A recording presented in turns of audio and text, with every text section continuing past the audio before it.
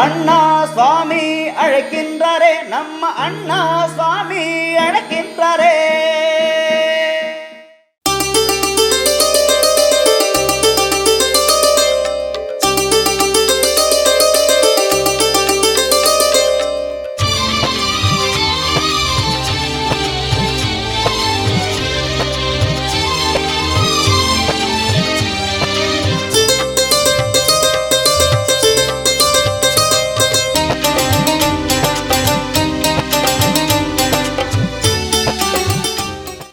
மாயன் மயம் ஆன்மீக சகோதர சகோதரிக்கெல்லாம் என்னுடைய அன்பான பணிவான வணக்கத்தை தெரிவித்துக் கொள்கிறேன். மாயன் மயம் உங்கள் நலன் பொருட்டே இறையருளாலும் குருவருளாலும் மாயன் மயல்ல அமனுஷியம் மட்டுமல்ல, ஆன்மீகம் மட்டுமல்ல, சோழிப்பாசனம் என்று சொல்லக்கூடிய ஒரு அற்புதமான கலையை உங்கள் நலன் பொருட்டே இறையருளாலும் குருவருளாலும் தொடர்ந்து பேசி வருகிறார். அந்த வகையில் மாயன் மயம் ஒரு ஆன்மீகமான ஒரு தொடர்புங்க. உங்களுக்கும் எனக்கும் உள்ள ஒரு ஆன்மீக பாலம் என்று சொல்வேன். இதை பார்ப்பவர்களும் கேட்பவர்களும் என் விஷ்ணுமாயிரும் என் அன்னை பிரத்யேகருடைய பரிபூர்ணமான ஆசி கிடைக்கணும்னு நான் பிரார்த்தனை பண்ணுறேன். அந்த வகையில் ஒரு நிகழ்வு என் வாழ்வில் எத்தனையோ அனுபவங்களை சந்தித்திருக்கின்றேன். இந்த 74 வயதில் எத்தனையோ ஆன்மீகம் சார்ந்த அற்புதமான நிகழ்வுகளை சந்தித்ததோடு கேட்டிருக்கின்றேன். அதை அனுபவித்து உணர்ந்திருக்கிறேன். அது ஒரு நிகழ்வு தான் பார்க்குறோம். மனித வாழ்க்கையில் எத்தனையோ நிகழ்வுகளை சந்திக்கின்றோம். புனரபி ஜனனம், புனரபி மரணம், எந்தோ புனரபி என்பார்கள். வாழ்கின்ற காலம் க்ஷணம் மாறிங்க, நீர்க்குமிழி மாறி. நம்ம எந்த நம்பிக்கையில் வைக்கிறோம்? கணவன் மனைவி மீதோ, மனைவி கணவன் மீதோ, பெற்றோர் பிள்ளைகள் மீதோ, பிள்ளைகள் பெற்றோர் மீதோ வைக்கின்ற ஒரு நம்பிக்கை சில காலங்களில் விதியோ மதியோ நம்மை விட்டு நகர்ந்து விடுகின்றது, கலங்கி போய் விடுகின்றோம். அப்படிப்பட்ட ஒரு சூழ்நிலையில் இந்த எதை தின்றால் பித்தம் தெரியும் என்ற ஒரு நிலையில் இந்த மனித மனம் இறைவனை நாடுகின்றது. கண்ணுக்கு தெரியாத ஒரு அற்புத சக்தியை நோக்கி நகர்கின்றது. எத்தனை பேர் அந்த இறைவன் திருப்பாதத்தை பிடித்துக் கொள்கின்றார்கள்? எத்தனை பேர் இறைவனை நோக்கி நகர்கின்றார்கள்? நகர்ந்தாலும் நிலையான நம்பிக்கையோடு இருக்கின்றார்கள் என்றால் இல்லை. அதற்கெல்லாம் சொல்லியிருக்கின்றார்கள், அவனருளால் அவன்தான் பணி. அந்த வகையில் ஒரு நிகழ்வு, ஒரு அற்புதமான ஒரு நிகழ்வு. கண்களில் கண்ணீர் வருகின்றது. கலங்கி நிற்கும் பொழுதும், தயங்கி நிற்கும் பொழுதும், நடுங்கும் பொழுதும் என் இறைவன் ஆகிய விஷ்ணுமாயுடைய திருப்பாதத்தை சிக்கென்ற பிடித்து கொள்ள தோன்றுகின்ற ஒரு நிகழ்வு. அதாவது மலையத்துவ தேசம் என்று சொல்லக்கூடிய கேரளம். அங்கு பாலக்காடு பக்கத்தில் ஒரு அருமையான ஒரு கிராமம். மலை சார்ந்த பாக்கு மரங்களும் தேக்கு மரங்களும் நிறைந்து வயல்வெளிகளும் நிறைந்த ஒரு அருமையான புண்ணிய பூமி, பரசுராம கஷேத்திரம். அங்கு ஒருவர் இருந்தார். அவர் பேர் விஷ்ணு பக்தன்னு பேர். அவர் நல்ல நிலபுலங்களோடு வயற்காடோடு செல்வ செழிப்போடு நிம்மதியாக வாழ்ந்த குடும்பம். ஏதோ சூழ்நிலையின் காரணமாக விதியோ விடையோ எல்லாம் இழந்து நிற்கின்ற ஒரு சூழ்நிலையில் ஒரு குடிசையில் தன் மனைவியோடு அவர் வாழ்ந்து கொண்டிருக்கிறார். அழகான ஒரு குழந்தை. அந்த குழந்தையை வைத்துக்கொண்டு வறுமையில் போராடி கொண்டிருக்கின்றார். எதிர்நீச்சல் போடுகின்றார். இன்றல்ல என்றேனும் ஒரு நாள் வெற்றி பெறுவோம் என்ற நம்பிக்கையில் ஒரு குருவை சந்திக்கின்றார். நான் வாழ்வில் இழந்ததை திரும்ப பெற வேண்டும், ஒரு நம்பிக்கையான வாழ்வு வேண்டும். என்னை பற்றி கவலை இல்லை குருவே, என்னை நம்பிய வந்த என் மனைவி, என் பிள்ளைகளை நான் காக்க வேண்டும், அவர்களை நல்ல முறையில் வளர்க்க வேண்டும் என்று அவர் கலங்கி நின்ற பொழுது கவலைப்படாதே என்று கூறி அவருக்கு ஒரு மந்திரத்தை உபதேசம் செய்கின்றார். அற்புதமான மந்திரம். என் விஷ்ணுமாயனுக்கு 1000 தியான மண்டலங்கள் உண்டு, வழிபாட்டு மந்திரங்கள் உண்டு, சேவா மந்திரங்கள் உண்டு. ஆனால் மூல மந்திரம் என்பது யாருக்குமே தெரியாது. இந்த மூல மந்திரம் ஆதி காலத்தில் அந்த பழங்குடி மக்களை அந்த விஷ்ணுமாயனை இதயத்தில் இருத்தி ரகசியமாக பரம்பரையாக சொல்லி வந்த ஒரு மந்திரம். எழுத முடியாது, லிகிதம் கிடையாது, வழி வழியாக சொல்லி வந்த ஒரு அற்புதமான மந்திரம். தனக்கு பின் தன் வம்சம் என்று சொல்லி வந்த ஒரு மந்திரம் தான் அது விஷ்ணுமாயனுடைய மூல மந்திரம். அந்த மந்திரத்தை இவன் உண்மையில் சொல்லித்தரலாமா? ஏன்னா இந்த காலத்தில் குருவை, அதாவது ஒரு நல்ல குரு கிடைத்தாலும் அவரை நோக்கி நகர்வது என்பதெல்லாம் விதியோ விடையோ சொல்வார்கள் அல்லவா? ஒரு மனிதனுடைய வாழ்க்கையை இழந்து விடலாம், எதையோ இழந்து விடலாம், ஆனால் இழந்ததை திரும்ப பெற்று விடலாம். ஆனால் ஒரு நல்ல குருவை இழந்து விட்டால் திரும்ப பெற முடியுமா? வாய்ப்பே இல்லை. அப்படிப்பட்ட ஒரு சூழ்நிலையில தான் இவன் அந்த குருவை நோக்கி தொடர்ந்து செல்கிறார். இன்று போய் நாளை வா, இன்னைக்கு போயிட்டு நாளைக்கு வாங்க என்று தொடர்ந்து செல்கிறார். அவரும் விடாமுயற்சியோடு ஒரு 6 மாத காலம் அவருடைய வாசலில், அவருடைய இல்லத்துடைய வாசலில் தவம் இருப்பார். அப்போ அவங்க மனைவி சொல்லுவாங்க, இவர் எவ்வளோ நம்பிக்கையோடு வராரு, நீங்கள் அவருக்கு அந்த மந்திரத்தை சொல்லிதான் தரக்கூடாதா என்று கூறிய பொழுது, பொறுத்திரு, இது பொன்னையும் பொருளையும் கொடுத்து விடலாம், 1000 கோடி செல்வங்களை கூட அள்ளி தந்து விடலாம். எந்த விஷ்ணுமாயன் என்று சொல்லக்கூடிய தெய்வத்துடைய மூலமந்திரத்தை கொடுப்பதெல்லாம் அவ்வளவு எளிய அல்ல. இவன் சரியான முறையில் அதை பயன்படுத்த வேண்டும். தவறாக பயன்படுத்தி விட்டால் ஒரு காலத்தில் அது பாம்பாக மாறி என்னையும் நம் வம்சத்தையும் அடித்துவிடும். புரிகின்றதா என்று கூறிய பொழுது அவருடைய மனைவி வியந்து சரி என்று கூறி நகர்ந்து விடுகின்றார். ஒரு நாள் ஒரு நல்ல அருமையான ஒரு காலகட்டம். அந்த நேரத்தில் குருவை சந்திக்க வருகின்றான். காலை மாலை இரண்டும் கடந்து அந்தி வேலையாகி விடுகின்றார்.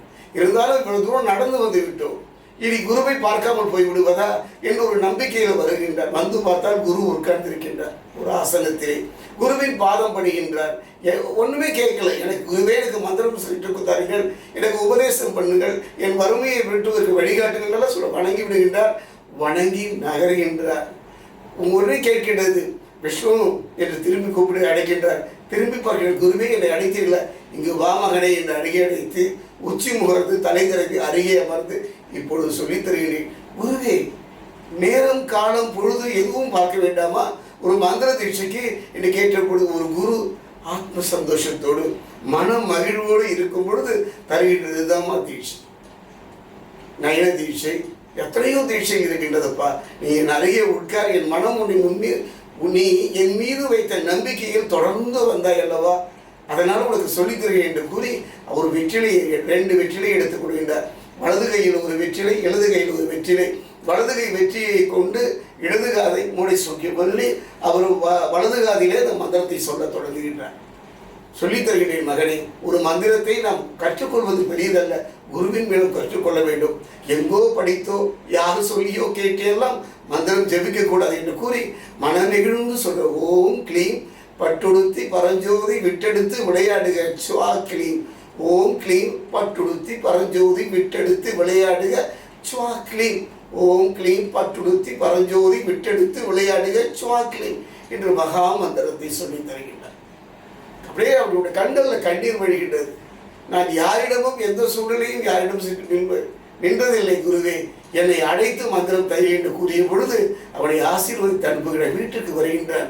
மந்திரம் லயமாக இருக்கின்றான். அப்பொழுது ஒரு மனைவி சொல்கின்றார், எப்பவும் குரு தந்த மந்திரத்தையே சொல்லிக் கொண்டிருக்கீங்களே, மந்திரம் சாப்பாடு போடுமா, ஏதாவது ஒரு வேலைக்கு செல்லக்கூடாதா, ஏதாவது ஒரு பொருள் ஈட்டக்கூடாதா, அதாவது சாப்பிட்டு எத்தனை நாட்கள் இருந்தது, என்னை விட்டு விடுங்கள், நம் பிள்ளை பசியின் காரணமாக அழுகின்றானே, மார்பிலே பால் பற்றி கொண்டே வருகின்றதே என்று கூறிய பொழுது அவரை அது சரி, நமக்காக இல்லாவிட்டாலும் குருவை தியானித்து ஒரு அடி எடுத்து வைக்கின்றார். ஏதோ ஒரு வேலைக்கு போக மாட்டோமா என்று அப்பொழுது ஓடி வருகின்றார். ஐயா, நீங்கள் இழந்த நிலங்கள் எல்லாம் உங்களுக்கே திரும்பி வந்து விட்டது என்று ஒரு தீர்ப்பு வந்திருக்கின்றது என்று கூறிய பொழுது இப்படி மனைவியை திரும்ப பார்க்கிறார். இழந்த சொத்து சொல் அத்தனையும் அவர் திரும்ப பெறுகின்றார். நிம்மதியாக வாழ்கின்றார், சந்தோஷமாக வாழ்கின்றார். குருவையும் மறந்து விடுகின்றான், குரு சொன்ன மந்திரத்தையும் மறந்து விடுகின்றார். இருந்தாலும் ஏனோ தானோ என்று அந்த விஷ்ணுமாயனுடைய விக்கிரகம், சின்னதாக ஒரு விஷ்ணுமாய விக்கிரகம், அந்த விக்கிரகம் கூட அது கிடையாது, அது மண்ணிலால் இவனே செய்தது. அந்த காலத்துலலாம் ஏது விக்கிரகமாக என்ற அளவுக்கு பொருளாதாரம் இல்லை, மண்ணால் செய்யப்பட்ட ஒரு சின்னது. ஏதோ அவனுக்கு ஒரு மகிஷம், அந்த மகிஷத்தின் மேல் ஒரு வடிவம், வடிவத்தின் வலது கையிலே பார்த்தால் ஒரு குச்சி, இடது கையிலே ஒரு கையில் ஒரு கபாலம் தாண்டிய ஒரு வடிவம். அந்த வடிவத்தை வழிபாடு செய்கின்றார். அங்கிருந்து ஒருவர் வருகின்றார், செல்வ செழிப்புள்ள ஒரு செல்வந்தர் வருகின்றார். தம்பி, நீ இழந்ததையெல்லாம் திரும்ப பெற்று விட்டாயாமே, ரொம்ப சந்தோஷம். ஒரு காலத்தில் ஒரு தந்தையும் நானும் மிகப்பெரிய வணிகர்களாக இருந்தோம் என்று சொல்லிய பொழுது அவருக்கு காஃபி கொடுக்கிறார். அதை குடித்துவிட்டு திரும்பி பார்க்கின்றார். அங்கு ஒரு மேஜையில் இந்த விஷ்ணுமாயனுடைய வடிவம் மலை சாத்தி அப்படியே தூப தெய்வங்களோடு அந்த புகையோடு பார்ப்பதற்கு அழகாக இருக்கின்றது. இது என்ன இந்த தெய்வம், நான் பார்த்ததே இல்லையே, கேள்விப்பட்டதே இல்லையே, அதுவும் மகிஷத்தின் மீது ஒரு தெய்வமா என்று அவன் கூறிய பொழுது, ஆமாம், இது விஷ்ணுமாயா என்று பெயர், குட்டிச்சாத்தான் என்று சொல்வார்கள். அப்பா, இப்போதான்ப்பா இழந்தது திரும்ப பெற்றிருக்க வேண்டாம்ப்பா, அந்த விபரீத விளையாட்டு, ஏதோ உன்னுடைய பூர்வ ஜென்ம புண்ணியமோ முன்னோருடைய ஆசையோ இழந்ததை திரும்ப பெற்று விட்டாய், வேண்டாம் இந்த விபரீத விளையாட்டு. குட்டிச்சாத்தானாவது அதாவது தூக்கி எறிந்து விடு, இழந்ததை நீ விரும்பவும் பெற்றதை இழந்து விடாதே என்று எச்சரித்து அவர் நகர்ந்து விடுகின்றார். மனம் குழப்பம் அடைகின்றது. அதான் விநாசகாலே விபரீத புத்தி. காலம் கெடும் பொழுது நம்முடைய புத்தியும் கோணலாகத்தான் வேலை செய்யும். உடனே அவர் மனைவி அறிகின்ற, அம்மா அவர் நம்ம சொந்தக்காரர் தாங்க, அவர் நம்ம நன்மைக்கு தானே சொல்வார் என்று கூறிய பொழுது இவர் என்ன செய்கிறார், இரவிலே அந்த விஷ்ணுமாயனுடைய விக்கிரகம் அதை எடுத்து கொண்டு போய், அந்த காலத்துலாம் வீடு இருக்கும், அது மேலே மச்சின்னு சொல்லுவாங்க, மச்சி மீது கொண்டு போய் அந்த விக்கிரகத்தை வைத்து விடுகின்றார். வைத்துவிட்டு அவர் கீழே இறங்கி விடுகின்றார். வேறு தேவதை வழிபாட்டில் ஈடுபடுறார். உடனே என்ன பண்ணுறது, அவர் தன்னுடைய இழந்ததை திரும்ப பெற்று விட்டோம் அல்லவா, இழந்ததை திரும்ப பெற்று விட்டோம் அல்லவா, ஊரையெல்லாம் அழைக்கின்றார். படோதாபமாக அதான் பார்த்தீங்கன்னா சர்க்கரை பொங்கல், கடுவம் பாயாசம், உணவு எத்தனையோ வகை வகையான விதவிதமான அருளும் சுவை நிரம்பிய உணவுகள் எல்லாம் அவர் செய்கின்றார். வருவதற்கெல்லாம் அள்ளி அள்ளி கொடுக்கின்றார். அள்ளி அள்ளி கொடுக்கின்றார். அள்ளி அள்ளி கொடுக்கும் பொழுது இவர் வழிபடுகிற அந்த தெய்வத்திற்கும் ஒரு கிண்ணத்தில் ஒரு சர்க்கரை பொங்கலை வைக்கின்றார். வருபவர்கள் சொல்கிறார், நெய்யின் மனம், சர்க்கரை பொங்கல் என்ன வாசனை என்று கூறிய பொழுது அவர் மனம் துருக்கிடுகின்றது. உடனே அவர் பார்க்கின்றார், இந்த தெய்வத்திற்கு தானே நாம் சர்க்கரை பொங்கலை வைத்து வழிபாடு பண்ணுகின்றோம். ஏற்கனவே விஷ்ணுமாயன் என்ற ஒரு குட்டிச்சாத்தான் விக்கிரகத்தை வைத்திருந்தோம், இந்த வாசனை அந்த தெய்வத்துக்கும் தெரியுமே என்று அவர் கூறி அவர் விறுவிறு மச்சியின் மீது ஏறினார். படிகளை ஏறலாம், மரப்படி ஏறி மச்சிக்கு போகிறான். அந்த மச்சியில் போய் தேடி பார்க்கின்ற பொழுது அந்த ஒரு வாரத்தில் விஷ்ணுமாயனுடைய சிலை, இவன் வடித்த சிலை அங்கே இருக்கின்றது. ஒரு துணியை எடுக்கின்றார். அது மூக்கை அப்படியே சுற்றி கட்டுறான். முகத்தை சுற்றி கட்டிவிட்டு அவர் நகர்கின்றார். நகரும் பொழுது உடனே பார்த்தா ஒரு சத்தம் கேட்கின்றது, விஷ்ணு விஷ்ணு விஷ்ணு என்று. திரும்பி பார்க்கின்றார். ஒரு அழகான மகிஷத்தின் மீது ஒரு குழந்தை, தெய்வீக குழந்தை. கந்தனா, கடம்பனா, வேலனா, கண்ணனா, கிருஷ்ணனா என்று சொல்ல முடியாத அளவுக்கு அழகான ஒரு தெய்வீக குழந்தை. இடது கையிலே கிண்ணம், வலது கையிலே ஒரு குச்சி, என் அன்னை பராசக்தி கொடுத்த கட்சி, நெற்றியிலே நாமம், நீளம் பாய்ந்த ஒரு உடல், அழகான தெய்வீகமான ஒரு குழந்தை. உடனே இவர் திகைத்து போகின்றார். யார் என்று கேட்கின்ற பொழுது, என்னை தெரியவில்லையா என்று அவர் கூறிய பொழுது உடனே அவர் சொல்றார், விஷ்ணுமாயா என்று நினைக்கின்றார். அவன் சொல்கின்றான், விஷ்ணுமாயா, உன்னைத்தானே நான் வழிபட்டேன், நான் இழந்ததையெல்லாம் முன்னால் தானே பெற்றேன், இன்று கண்களில் கண்ணீர் இல்லாமல் வாழ்கின்றேனே. அப்படிப்பட்ட ஒரு சூழ்நிலையில் பிறர் சொல்கின்றார்கள் என்ற ஒரு காரணத்திற்காக தானே உன்னை மச்சியிலே தூக்கி எறிந்தேன். அப்பொழுதுதான் நீ என்னை தடுத்திருக்கலாமே, இப்பொழுது எனக்கு நீ காட்சி கொடுக்கின்றாய் என்று அவர் கலங்கி போகின்றார். கவலைப்படாதே, அப்போ ஏன் நீ எனக்கு அப்போ காட்சி கொடுக்கல? உன்னை வைத்து கிட்டத்தட்ட 4-5 ஆண்டு காலம் தொடர்ந்து வழிபாடு செய்தேனே, உன் மீது நம்பிக்கை வைத்துதானே வழிபாடு பண்ணினேன். அந்த கஷ்டமான காலத்திலெல்லாம் எனக்கு உதவி வராமல் இன்று நான் நலமாக இருக்கும் பொழுது வருகின்றாய் என்று கூறிய பொழுது அப்பொழுது விஷ்ணுமாயன் சொல்கின்றார், மகனே, அன்று நீ என்னை சிலையாகத்தான் பயின்றாய், ஒரு வடிவமாகத்தான் என்னை பார்த்தாய் ஒழிய என்னுடைய வடிவம், இந்த வடிவத்திற்குள்ளும் இந்த மண்ணுக்குள்ளும் நான் இறைவன் இருக்கின்றேன் என்று நீ உணரவில்லையே. அப்படி இப்போ மட்டும் எப்படி மாயா உன்னை உணர்ந்தேன் என்று கூறிய பொழுது, நீ எப்போது என் மூக்கை துணியால் கட்டினாயே, இந்த வாசனை இவருக்கும் கேட்டுவிடும் என்று, இந்த வாசனையை இவனும் உணர்ந்து விடுவான் என்று, இவனுக்கு வரக்கூடாது என்று இந்த முகத்தை கட்டினாய் அல்லவா என்று கூறிய பொழுது நடுங்கி போகின்றான், சிலிர்த்து போகின்றான். மெய் சிலிர்த்து மேனி உருகி ஆறாக கண்ணீர் பெருகுகின்றது. ஓடி வந்த அந்த விஷ்ணுமாயனுடைய விக்கிரகத்தை எடுத்து இதயத்திலே மனதிலே வைத்து கதறுகின்றார். யாரோ ஒருவர் சொன்னார் என்று தூக்கி எழுதி விட்டேனே, உன்னை நகர்த்தி விட்டேனே, முடியுமா? உடலால் வேண்டுமானால் நகரலாம், ஆனால் இதயத்தால் மன்ன முடியுமா என்று அவன் கதறிய பொழுது, கவலைப்படாது, எப்பொழுதுமே என்னுடைய வழிபாடு செய்பவர்கள் 1000 சொல்வார்கள், அதை பற்றியெல்லாம் கவலைப்படாதே, வினையை வேறறுக்கும்பவன் நான் தானே. என் தந்தை சிவபெருமானுக்கும் என்னை பத்திரகாளிக்கும் பிறந்த ஒரு அற்புதமான சக்தி அல்லவா நான். காட்டிலே என்னை தனியாக தவிக்க விட்டு அவன் நகர்ந்த பொழுது கூட கூலிவாக என்னை தூக்கி உச்சி முகர்ந்தாலே, அவன் இறந்ததை திரும்ப பெறுவதற்காக அவனை விண்ணுலகம் செல்வதற்கு நான் வழி செய்தேன் அல்லவா. என் மீது முழுமையாக நம்பிக்கை வைக்க வேண்டும். பிறர் சொல்லுகின்றார்கள் என்று குட்டிச்சாத்தான் என்றும் துர்தேவதை என்றும் என்னை விட்டு நகர்வதற்கும் நம்பிக்கை கொள்வதற்கும் ஏளனமாக பேசுவதற்கும் அவமானப்படுத்துவதற்கும் நான் உடன்பட மாட்டேன். என் மீது முழுமையான நம்பிக்கை.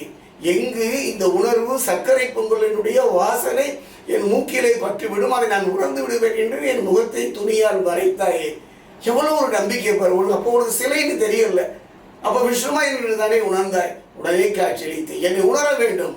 கோடி மந்திரங்கள் ஜபித்தாலோ, எத்தனையோ ரூபகலங்கள் வரைந்தாலோ, ஆடம்பரமாக ஆலயத்தை கட்டி செய்தாலோ உடைய தூய நம்பிக்கை, என் மீது வைக்கின்ற நம்பிக்கை. நான் என்ன கேட்கிறேன், வறுத்த அரிசி வைத்தால் போதும், கொஞ்சம் தவிடு வைத்து வழிபட்டால் போதும், நவதானியங்களை கொஞ்சம் வறுத்து வைத்தால் போதும், எதுவுமே இல்லை என்றால் கண்ணீரில் இருந்து வருகின்ற அந்த கண்ணீரை காணிக்கையாக தந்தால் போதுமே என்று கூறிய பொழுது அவரை மார்போடு அணைத்துக் கொள்கின்றார்.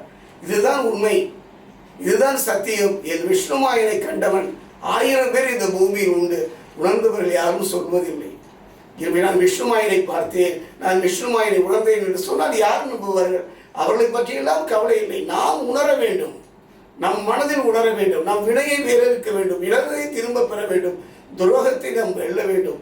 ஒரே நம்பிக்கை. இந்த நிகழ்வை நான் ஏன் சொல்கிறேன் என்றால், வெறும் சிலையாக, வெறும் படமாக, வெறும் மந்திரமாக மட்டும் விஷ்ணுமாயை நாம் நெருங்கிவிட முடியாது. தூய்மையான பக்தி, அந்த பக்தியில் கூட கள்ளமில்லாத பக்தி. சொல்வார்கள், அதாவது தியானத்தில் இருக்கும்போது நெல் விகல்ப சமாதி என்று சொல்வார்கள். என் விஷ்ணுமாயை அடைய வேண்டுமானால் எல்லாவற்றையும் மறந்து விடுங்கள். சரணம் அகம் பிரபத்தை, சரணம் அகம் பிரபத்தை. சும்மா ஒரு நம்ம அதை செய்தேன், இதை செய்தேன், இத்தனை மந்திரங்கள் செவித்தேன், இப்படியெல்லாம் பண்ணினேன் என்று சொல்வதை விட எதுவும் இருந்தாலும் வருவது முற்றிலும் நன்மையே விரும்பின நம்பி வாழ்பவனுக்கு மட்டுமே விஷ்ணுமாயன் சத்தியமாக புலப்படுவான். நம் கண்களில் வருகின்ற கண்ணீரை மட்டுமல்ல, நம்முடைய எண்ணங்களை நிறைவேற்றுவான். இழந்ததை திரும்ப தருவதில் இவனுக்கு ஈடேது இணையேது விஷ்ணுமாயா.